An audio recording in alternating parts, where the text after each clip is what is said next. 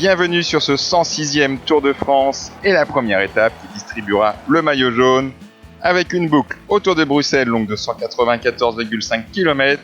Il y aura des monts à franchir aujourd'hui avec le mur de Grandmont et le Bosberg, mais ils sont relativement loin de l'arrivée où l'on attend un sprinter en haut du faux plat montant final.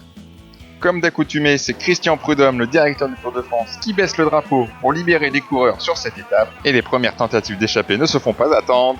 Et en moins de 5 km, la bonne échappée du jour est partie et il y a une surprise de taille devant en la présence de Craig Van Avermaet, l'ancien champion olympique, qui s'est sans doute glissé devant en vue des points de la montagne du mur de Grammont. Il est accompagné de Nathanael Beran de Cofidis, de Matt Wurth-Schmidt de Katusha Alpecin et de Sandro Morris de Wanty Group Gobert. Ils vont vite avoir une avance de 2 minutes 30 puis 3 minutes, alors que c'est la Lotto Soudal et la Jumbo Visma et la Deceuninck Quick-Step qui gèrent cette échappée en tête de peloton. Alors que se profile déjà le mur de Grammont qui est noir de monde, et comme on pouvait s'y attendre, le coureur de la CCC, Craig Van Avermaet, a décidé d'aller chercher le côme au sommet. Tout un symbole pour ce coureur de classique flandrienne. Il y parviendra non sans mal en devançant Meurice, et Van Avermaet est d'ores et déjà assuré de porter le maillot blanc à pois rouge demain. Même si dans le Bosberg suivant, ce sera Meurice qui battra Van Avermaet, alors que Schmidt et Beran, un temps distancés, reviendront sur l'échappée. Le peloton passe à son tour le Bosberg, et à l'avant, Craig Van Avermaet a décidé de se relever pour attendre le peloton et s'économiser en vue des prochains jours. Ce départ en Belgique est un succès populaire et c'est également l'occasion de célébrer Eddy Merckx, ce que le public n'oublie pas. Durant cette étape, il y aura également une petite section pavée de 1900 mètres avec le secteur de Timéon où Labora Hansgrohe a bien accéléré en vue du sprint intermédiaire suivant. Elia Viviani de la Deceuninck Quick-Step sera retardé sur un bris mécanique.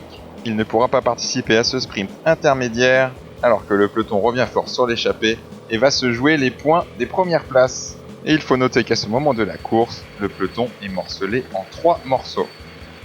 Le sprint intermédiaire se profile et c'est Peter Sagan qui le remportera dans la ville de Les Bonvilliers. Il précédera Colbrelli et Van Avermaet. Le groupe le plus attardé comprend Dan Martin de UAE Team Emirates et Elia Viviani accompagné de son équipier Morkov et sont pointés à 1 minute 20. Mais le peloton temporise et c'est l'occasion pour un néophyte du Tour, Stéphane Rossetto de la Cofidis, d'attaquer. Il reste moins de 60 km quand il part et son avance culmine à 1 minute 40 à 40 km de l'arrivée.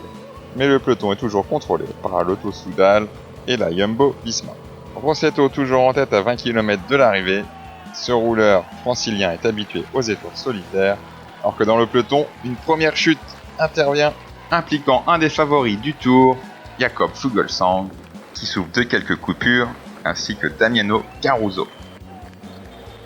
L'échappée belle de Stéphane Rossetto sera terminée dans les 10 derniers kilomètres.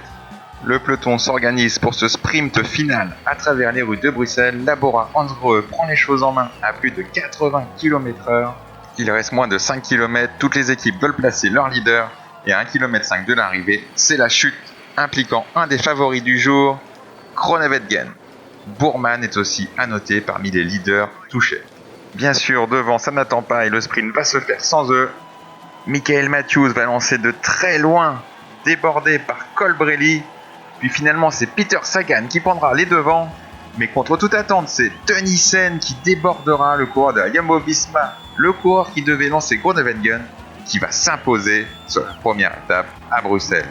Teunissen va remonter Peter Sagan dans les tout derniers mètres. Une belle récompense pour ce coureur qui réalise quand même une saison assez exceptionnelle. Il a remporté le ZLM Tour, les 4 jours de Dunkerque, avec 2 victoires d'étape. Au classement de l'étape, Teunissen précède donc Peter Sagan, Caleb Ewan, Nizzolo, Colbrelli, Matthews, Trentin, Neisen, Viviani et Jesper Stuyven. Bien entendu, les coureurs impliqués ou retardés par la chute ne seront pas pénalisés en temps.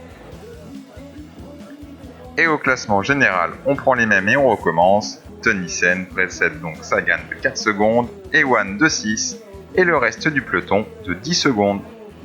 Voilà pour cette étape du jour qui aura vu quelques leaders par terre et quelques frayeurs, toujours des étapes très nerveuses en ce début de Tour de France.